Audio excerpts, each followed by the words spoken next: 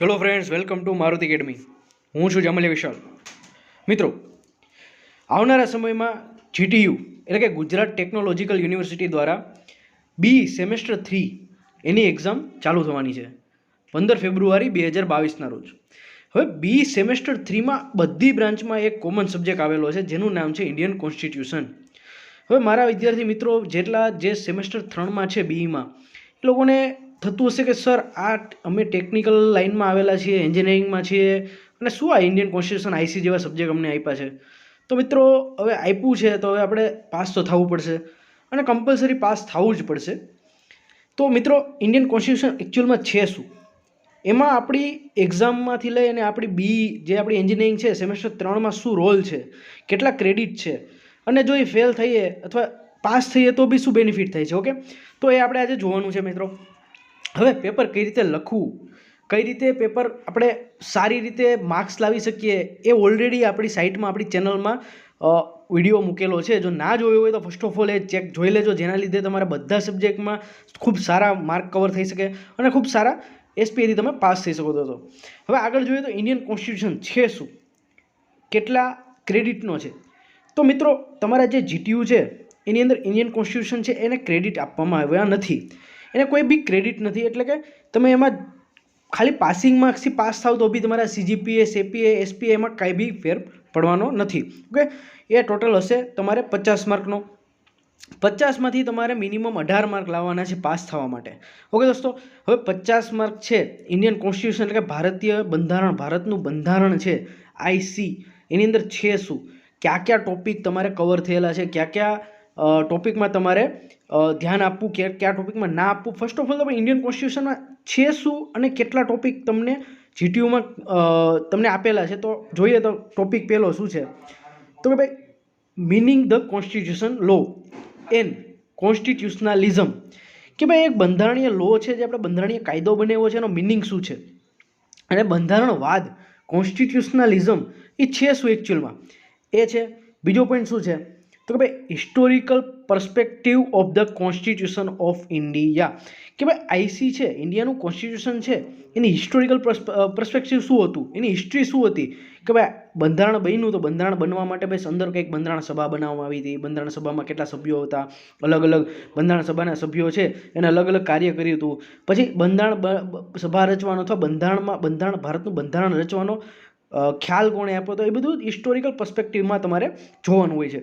ત્રીજું છે સેલિયન્ટ ફીચર, કે ભાઈ ચલો કોન્સ્ટિટ્યુશન બનાવી નાખ્યું, ઇન્ડિયન કોન્સ્ટિટ્યુશન આપણા હાથમાં છે, તો અંદર એવા કયા ફીચર, એવા સેલિયન્ટ ફીચર ક્યાં છે કે જેના લીધે ઇન્ડિયન કોન્સ્ટિટ્યુશન છે એ આખો ભારતનું કાર્યભાર સંભાળેલો છે. ઓકે, અને એના કેરેક્ટરિસ્ટિક શું છે એ બંને આપણે જોવા પડે. ચોથો મુદ્દો છે સ્કીમ ઓફ ફંડામેન્ટલ રાઇટ્સ, કે ભાઈ તમને બધાને ખ્યાલ હશે, તમે બધા ઘણીવાર બોલતા હો કે ભાઈ મારે તો આ હક છે, મારી પાસે આ અધિકાર છે, મને તો આ છે, પણ કેમાં આપેલું છે તો કે ભાઈ ઇન્ડિયન કોન્સ્ટિટ્યુશનમાં તમને એક મૂળભૂત હક્કો આપેલા છે, ફંડામેન્ટલ રાઇટ્સ, મૂળભૂત અધિકાર આપેલા છે, જેના લીધે તમે જીવન જીવી શકો છો, ગમે તે હરીફરી શકો છો, નોકરી મેળવવાનો અધિકાર છે, એવા અલગ અલગ કેટલા તમને ટોટલ 6 પ્રકારના હક્કો આપેલા છે બંધારણે. તો એ હક્કો જોવાના હોય છે. પાંચમો મુદ્દો શું છે તો કે scheme of fundamental duties and its legal status, કે ભાઈ ચલો તમને અધિકારો આપી દીધા, મૂળભૂત અધિકારો તમારી પાસે છે કે તમે ગમે ત્યાં ફરી શકો, હરીફરી શકો, પણ સામે તમારે એક મૂળભૂત તમારી ફરજ બી હોય, મૂળભૂત ડ્યુટી બી હોય, ફંડામેન્ટલ ડ્યુટીઝ બી હોય. કોના પ્રત્યે તો કે ભાઈ દેશ પ્રત્યે, સમાજ પ્રત્યે, એ અલગ અલગ 11 મૂળભૂત ડ્યુટીઝ તમને આપવામાં આવી છે. સાથે જોઈએ તો છઠ્ઠું શું છે તો કે DPSP, directive principal of state policy, કે ભાઈ કોઈ બી સ્ટેટ છે, કોઈ બી રાજ્ય છે, તેને ચલાવવા માટે એક પોલિસી, એક નીતિ જોઈએ, તો રાજ્ય નીતિના માર્ગદર્શક સિદ્ધાંત એટલે કે ડીપીએસપી એનો ખ્યાલ આપેલો છે બંધારણમાં. સાથે સાથે સાતમું શું છે તો ભાઈ federal structure and distribution of legislative and financial power between union and state, કે ભાઈ કેન્દ્ર અને સંઘ અને રાજ્ય હોય, યુનિયન અને સ્ટેટ છે, એની અંદર ડિસ્ટ્રીબ્યુશન કેનું કરેલું કે ફાઇનાન્શિયલ પાવરનું, લેજિસ્લેટિવનું, કે ભાઈ અમુક કાયદા છે એ સ્ટેટ બનાવી શકે, અમુક કાયદા છે એ સંઘ જ બનાવી શકે, યુનિયન જ બનાવી શકે, અમુક પાવર હોય એ અલગ અલગ એનું ડિસ્ટ્રીબ્યુશન કરવામાં આવેલું છે, એ જોવાનું છે. આઠમું શું છે તો કે ભાઈ parliamentary form of government in India. હવે તમને કહી દઉં કે ભાઈ 2 પ્રકારના ફોર્મ હોય, એક પાર્લામેન્ટરી ફોર્મ હોય અને એક હોય પ્રેસિડેન્શિયલ ફોર્મ. ઓકે, એક સંઘાત્મક માળખું એક પ્રેસિડેન્ટ એટલે કે ભાઈ રાષ્ટ્રપતિ દ્વારા શાસન ચાલતું હોય. ઓકે, આપણે કેવું છે તો કે સંઘાત્મક છે, સંઘીય માળખું છે, પાર્લામેન્ટરી ફોર્મ, એ એક જોવાનું છે. તો constitution power and status of president of India, કે ભાઈ આપણા જે રાષ્ટ્રપતિ છે એનું સ્ટેટસ શું છે એ જોવાનું છે.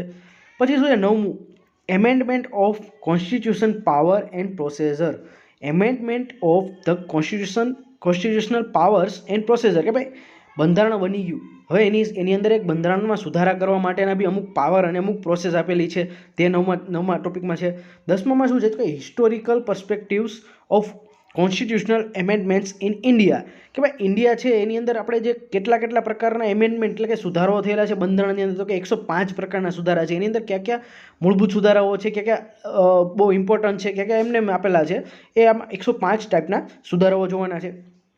પછી છે ઇમરજન્સી પ્રોવિઝન્સ, કે ભાઈ કટોકટી કે કેટલા પ્રકારની હોય, 3 પ્રકારની, નેશનલ, પ્રેસિડેન્શિયલ રૂલ અને ફાઇનાન્શિયલ ઇમરજન્સી, એ જોવાનું છે.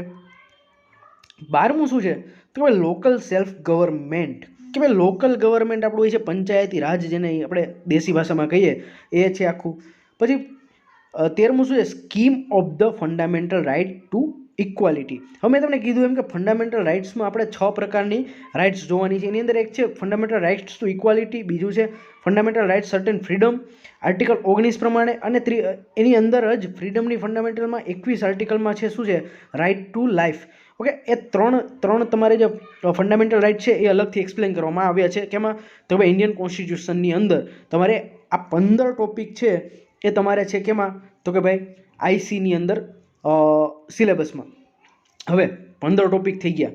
હવે તમને થતું હશે સર આ 15 ટોપિક છે, પેપર કેટલા માર્કનું હશે, કઈ રીતે પૂછાશે ક્વેશ્ચન, મારે શું યાદ રાખવું? તો ફર્સ્ટ ઓફ ઓલ પેપર કેવું હશે હું તમને આગળ સમજાવું, પણ આની અંદર મૂળ તમારે શું વાંચવું, કયા પ્રકારના ઇમ્પોર્ટન્ટ ક્વેશ્ચન છે એક તમારે ફરજિયાત પૂછાશે જ કરીને જ જવાના, મોસ્ટ ઇમ્પોર્ટન્ટ છે એવા ક્વેશ્ચન હું આવતા લેક્ચરમાં તમને ભણાવવાનો છું.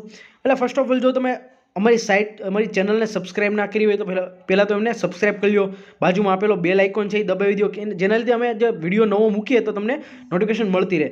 અને બનતા તમારા મિત્રો, વિદ્યાર્થી મિત્રો છે, તમારા જે કંઈ જાણીતા છે એને શેર કરો, જેથી એને આ લાભ મળે. હવે જોઈએ તો ભાઈ ઇન્ડિયન કોન્સ્ટિટ્યુશન છે એ આપણે હશે 50 માર્કનું. આ છે લાસ્ટ યરનું પેપર, 2020-21નું પેપર છે. આ 50 માર્કનું પેપર પૂછાશે. એની અંદર ટોટલ તમારે 8 હશે ક્વેશ્ચન. 8ની અંદર ટોટલ 2 સબ ક્વેશ્ચન થઈને 16 ક્વેશ્ચન હશે. એમાંથી તમારે 5 એટેમ્પ કરવાના છે, એટલે 10 ક્વેશ્ચન લખવાના હોય. એક ક્વેશ્ચનના હશે 5 માર્ક. ઓકે, ખ્યાલ આવી ગયો? તમારે ફરજિયાતપણે આમાંથી 5 થી 6 ક્વેશ્ચન તમે સરખા લખો તો તમે પાસ થઈ જવાની ગેરંટી ફૂલ છે. હવે આમાં કયા ક્વેશ્ચન મોસ્ટ ઇમ્પોર્ટન્ટ છે, ક્યાં તમારે ફરજિયાત કરવાના છે, એ દોસ્તો આપણે આવતા લેક્ચરમાં મૂકવાના છીએ, એટલે ખાસ જોડાયેલા રહેજો. Okay, bye, take care, see you soon.